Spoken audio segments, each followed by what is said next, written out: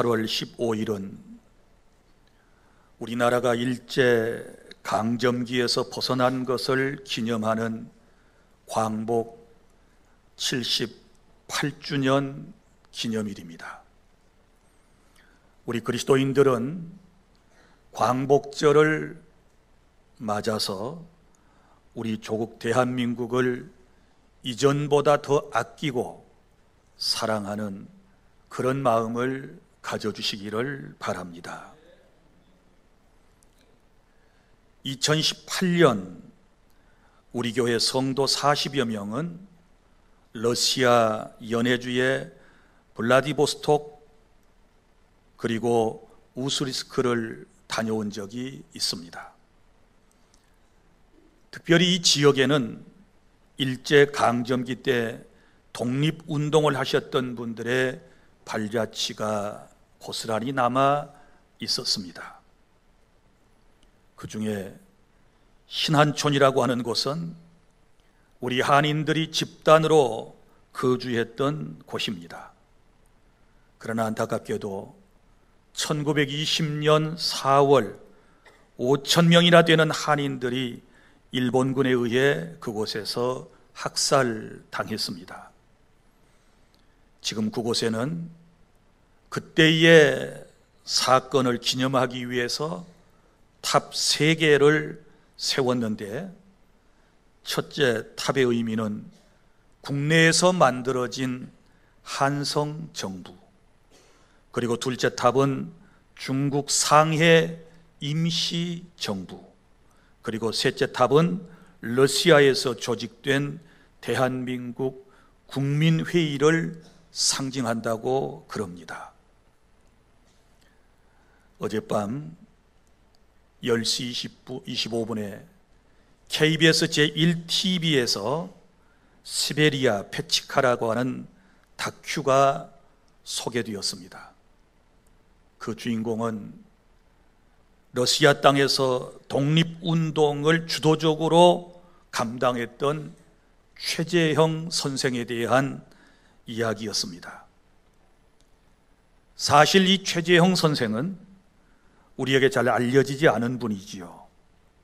함경도 경원에서 노비 혹은 소장농 출신인 아버지와 기생 출신인 어머니 사이에서 태어났습니다. 이 가족은 1869년 러시아 땅으로 이주했습니다.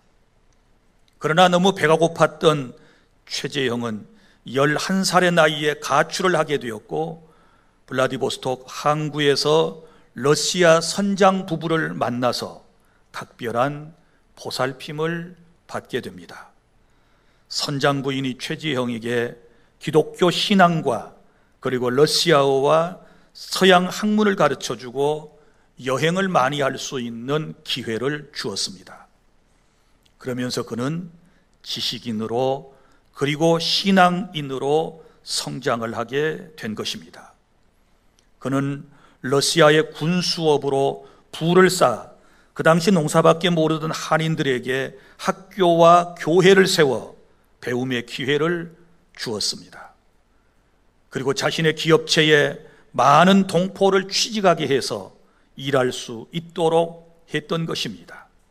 그는 34살 때 러시아에서 한인 최초로 지금의 군수에 선출되었습니다.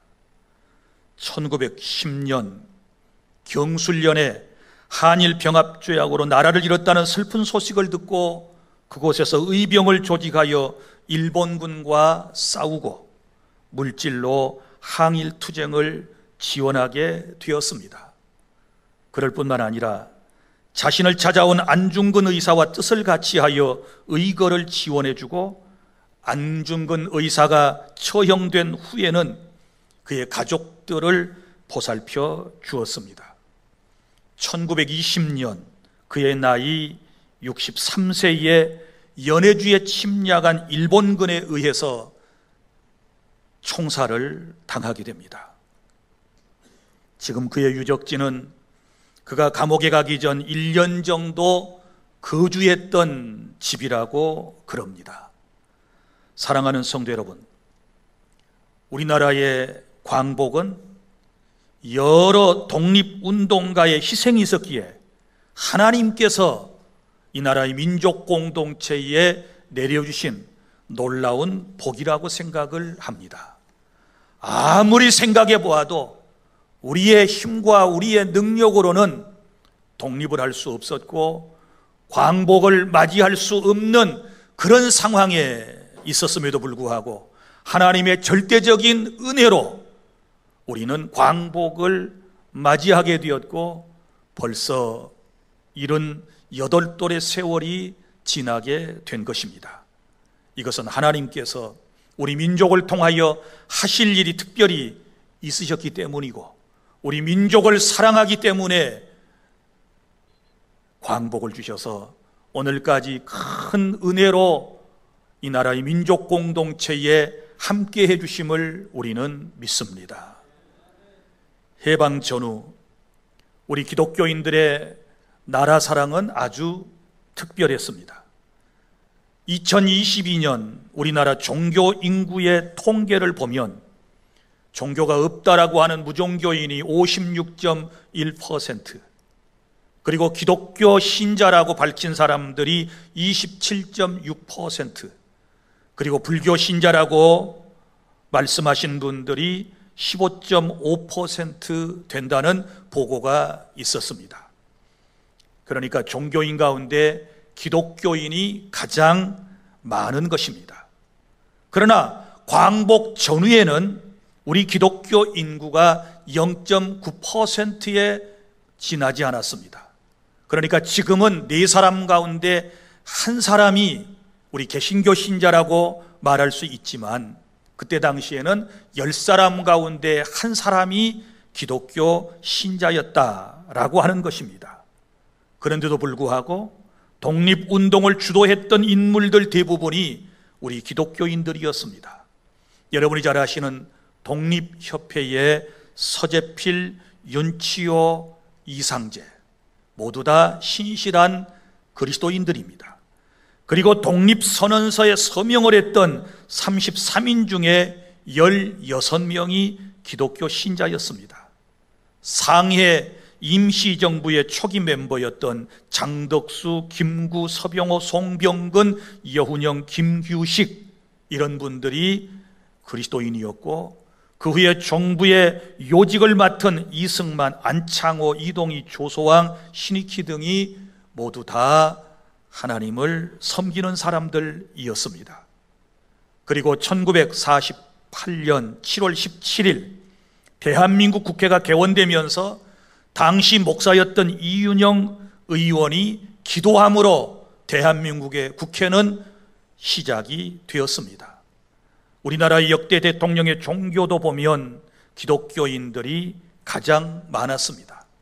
사랑하는 성도 여러분, 이뿐만 아니라 과거 우리나라의 경제는 어떠했습니까? 1960년대 초 국민소득은 93달러였습니다. 그때 미국은 3,000달러가 넘었습니다. 그리고 필리핀이 268달러로 우리보다 몇 배나 더 잘 사는 나라에 속했던 것입니다. 1953년 총 생산액은 13억 달러에 불과했던 대한민국은 이제 세계 경제 12국으로 국민 1인당 GNI, 즉 국민의 총소득은 47,000달러이고 명목상 달러는 35,000달러입니다. 여러분, 우리나라는 이제 선진국에 진입을 하게 된 것입니다. 생각해 보면 이 모든 것이 전적인 하나님의 은혜인 것이고 우리 조상들이 흘린 피와 땀과 눈물의 결정체라고 하는 사실을 우리는 인정하고 감사한 마음으로 하루하루를 살아야 될 줄 믿으시기를 바랍니다. 사랑하는 주 안의 성도 여러분, 우리가 하나님의 나라에 쓰임받는 대한민국이 되기 위해서 우리는 나라와 민족 공동체를 더욱 건강하고 견실한 국가로 만들어가기 위해서 그 누구보다도 애국하는 마음을 가지고 이 나라의 민족을 사랑해야 되겠는데 우리가 어떻게 나라와 민족을 사랑할 수 있을까요? 몇 가지를 여러분들에게 제시를 해드리도록 하겠습니다. 첫째는 조국에 대한 관심을 가져주시기를 바랍니다. 무슨 일이나 관심에서부터 시작이 되는 것입니다. 오늘 본문에 보면 느헤미야라고 하는 사람이 페르시아 왕 아닥사스다 제20년에 수산궁에 있었습니다. 그때 유다 지방에서 온 형제들이 유다와 예루살렘 형편을 전해주었습니다. 사실 이스라엘 사람들은 BC 586년에 바벨론에 의해 나라가 망할 때 백성들 일부는 이스라엘 땅에 남고 일부는 저 머나먼 바벨론 땅에 포로로 끌려가 그들은 힘든 나날들을 70년이나 보내야 했습니다. 세월이 흘러 바벨론이 페르시아에 망하자 유대인들이 페르시아에 있는 수산궁으로 느헤미야를 찾아온 것입니다. 그때 느헤미야는 유대인으로 페르시아에서 높은 관직에 있었습니다. 찾아온 유대인들이 고국의 형편을 전해주었습니다. 즉 포로 생활을 하다가 1차로 귀환했던 사람들이 큰 환난을 겪고 있으며 이스라엘 성은 허물어졌고 성문들은 다 불타버렸다라고 하는 안타까운 소식을 전했습니다. 그러면서 유다 지방에 사는 사람들의 고통을 경감시켜 달라고 그 먼 곳까지 찾아온 것입니다. 여러분, 애국은 관심에서부터 시작된다고 그랬는데 먼저는 유다 지역에 살면서 처참한 동족의 형편을 보고 그 사실을 말하려고 그 먼 곳까지 찾아왔던 이 형제라고 표현된 몇 사람들, 정말 대단한 사람들입니다. 그들은 1600km나 되는 험한 길을 무려 2개월 동안이나 걸어서 왔습니다. 나라에 대한 사랑하는 마음과 그리고 나라 백성들의 고통에 관심을 가지고 어찌하든지 그 고통 가운데 벗어나기 위해서 페르시아의 관직에 있었던 느헤미야에게 멀고 먼 길을 찾아온 것입니다. 그리고 느헤미야는 비록 페르시아 땅에 살고는 있지만 조국에서 온 사람들에게 조국의 형편에 대해 큰 관심을 가지고 그곳의 형편을 묻고 듣습니다. 이처럼 조국 사랑은 관심에서부터 시작되는 것입니다. 여러분들은 이 나라에 각종 선거가 있을 때마다 관심을 가지셔야 합니다. 여러분, 총선, 대선, 또 지방선거 등등이 이 나라에서는 시행되고 있습니다. 나라와 민족 공동체를 이끌어갈 지도자를 뽑는 선거입니다. 이때가 되면 대부분의 사람들이 시쳇말로 이렇게 말합니다. 다 똑같아. 누가 된들 우리가 뭐가 달라지게 생겼어? 다 똑같은 사람들이야. 이러면서 깊은 생각 없이 아무에게나 표를 찍는 경향들이 있는 것 같습니다. 그래서는 안 됩니다. 지도자를 잘 뽑아야 하는 것입니다. 누가 이 나라 이민족 공동체를 이끌어 나갈지에 대하여 지대한 관심을 가지고 사람을 여러분이 살펴보셔야만 하는 것입니다. 한 사람의 지도자가 세워지면 4년 혹은 5년을 여러분 이 나라를 이끌어가게 될 것입니다. 그러므로 항상 우리 주변에 정말 하나님께서 기뻐하실 만한 그런 지도자가 있는지를 관심 있게 잘 살펴본 이후에 그리고 선택해 주시기를 바랍니다. 그리고 둘째는 우리가 나라를 사랑해야 되는데 어떻게 사랑할 수 있을까요? 이웃의 아픔에 함께함으로 나라를 사랑해 주시기를 바랍니다. 느헤미야가 예루살렘의 소식을 전해 듣자 보인 반응을 성경에서 보십시오. 울고 수일 동안 슬퍼했다라고 기록하고 있습니다. 요즘 사람들은 감정이 무딥니다. 그러나 우리 성도들은 타인의 고난을 자기의 아픔으로 받아들일 줄 아는 그런 그리스도의 마음이 필요한 것입니다. 로마서 12장 15절에 즐거워하는 자들과 함께 즐거워하고 우는 자들과 함께 울라라고 말씀을 했습니다. 이런 마음은 공동체라는 의식이 있을 때 가능한 것입니다. 남남이라고 생각했을 때는 함께 울고 슬퍼하지 않습니다. 느헤미야는 같은 공동체라고 하는 의식이 있었기 때문에 이런 반응을 보이고 있는 것입니다.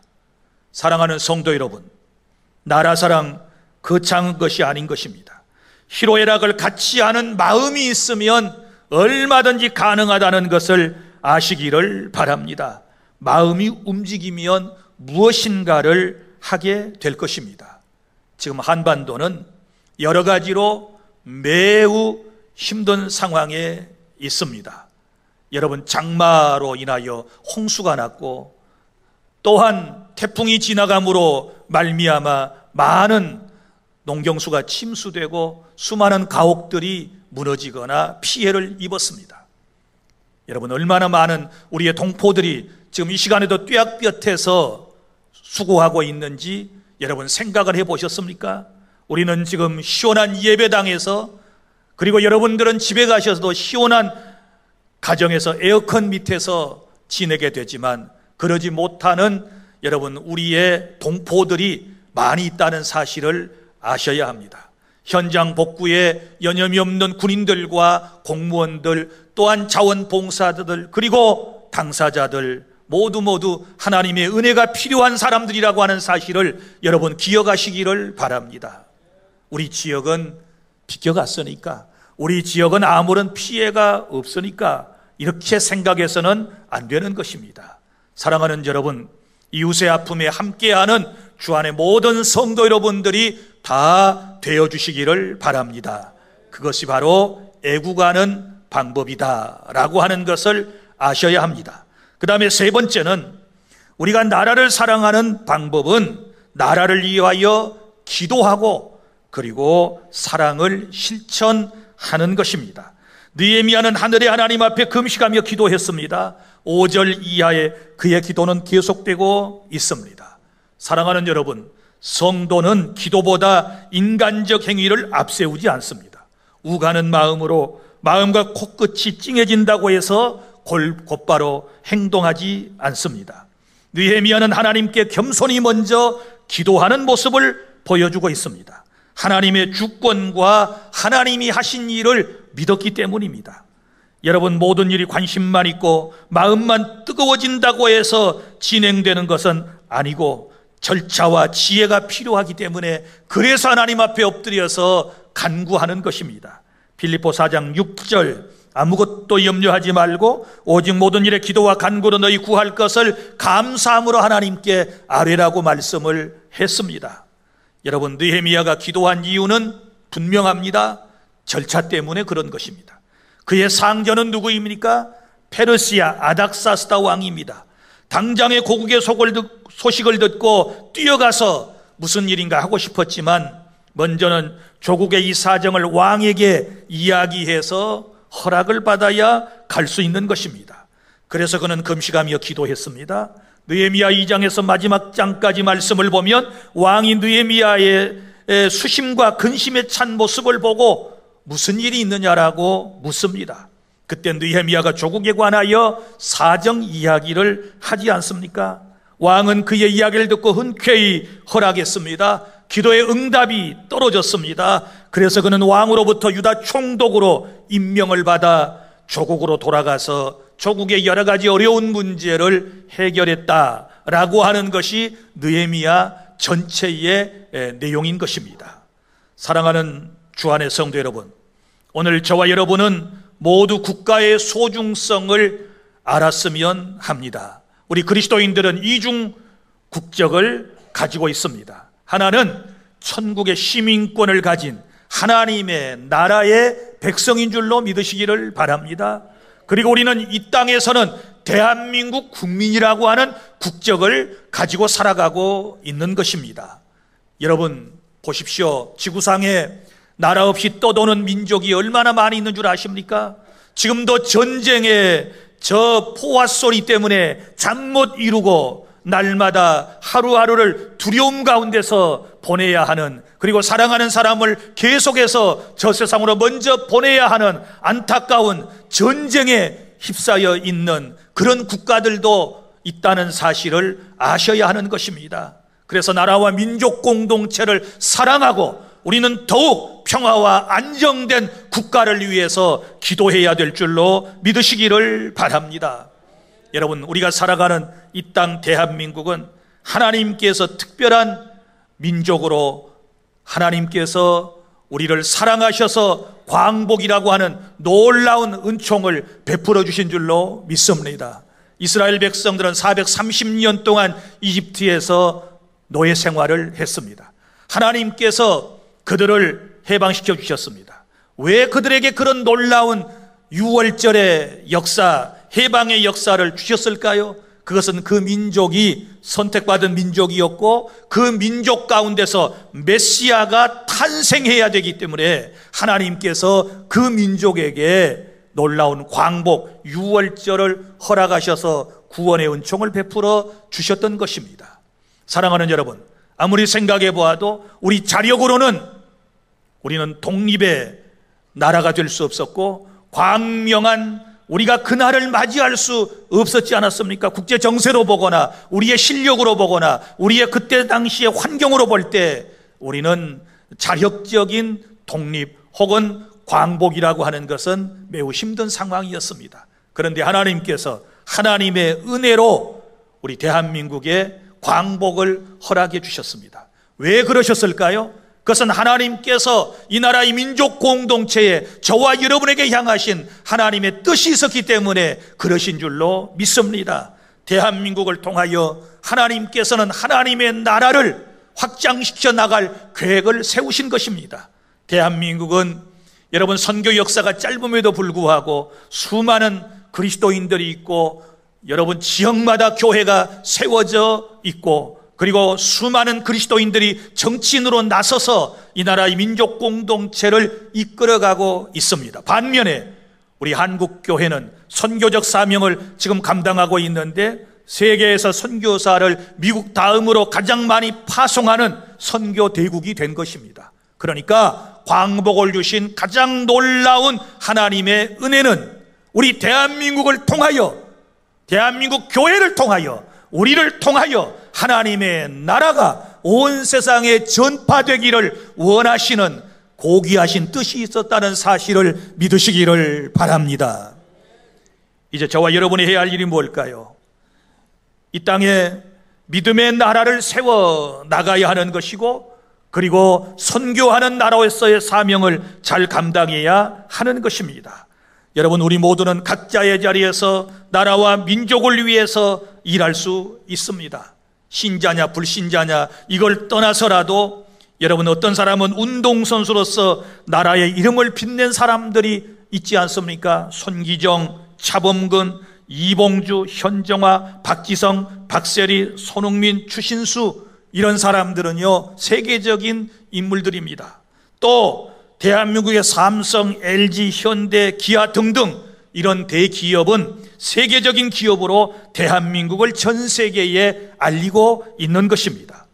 여러분, 우리는 각자의 직업과 은사와 달란트를 통해 조국을 위해서 할 일이 무엇인가를 이제는 찾아내야 될 때인 줄로 믿으시기를 바랍니다. 느헤미야는 페르시아에서 관직을 맡은 자로서 얼마든지 자신만을 위해 살 수 있었습니다. 그러나 그는 조국을 위하여 동포를 위하여 자기가 가진 모든 것을 다 투자해서 학교를 세우고 교회를 세우고 어려운 동포들을 자기의 사업장에 취업케 해서 그들이 살아갈 수 있도록 길을 열어주었던 것입니다. 사랑하는 여러분, 내가 예수 믿고 구원받고 나만 잘 먹고 잘 살면 된다? 우리 교회만 커지고 우리 교회만 교세가 확장되면 된다? 이건 하나님의 뜻이 아니라고 생각합니다. 이제는 교회가 대사회적으로 해야 할 일이 무엇인가를 우리가 바로 깨닫고 먼저는 하나님의 복음을 전하여 하나님의 나라를 확장해 나가는 것이고 그 다음에는 여러분 정말 이 지역과 나라와 민족 공동체 안에 어려움을 겪고 있는 모든 이웃들을 주님의 마음으로 보살피며 함께 살아가야 할 하나님의 은혜 가운데 있는 주님의 백성이라고 하는 사실을 여러분이 기억하시기를 바랍니다. 사랑하는 여러분, 우리는 하나님의 일을 위해 부름을 받은 사람들입니다. 각자의 은사에 따라 사회적 신분에 따라 하나님께서 맡기신 사명을 감당해 나가야 할 것입니다. 자신 있는 자리에서 하나님의 뜻을 찾아내고 하나님의 뜻을 이루는 것이 우리의 할 일이고, 이것이 진정한 애국이라고 하는 사실을 아시기를 바랍니다. 이제 말씀을 맺습니다.